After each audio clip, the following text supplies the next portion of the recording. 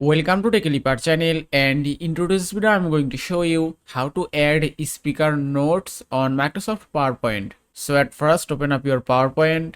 After open the PowerPoint, just open any document. Now after open the document, at first you have to select your slide.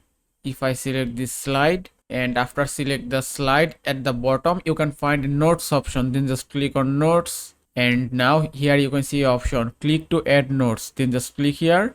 Now type your notes. You can type anything as you want, and it's done. Now your speaker notes has been added successfully. Now just click on slideshow tab. Make sure that use presenter view option is checked, and then click on from beginning. When you share your slide, then your speaker notes will be visible to the viewer, and that's it. And that is how you can add speaker notes on Microsoft PowerPoint. I hope this video was helpful. If it was, please give it a thumbs up and don't forget to subscribe.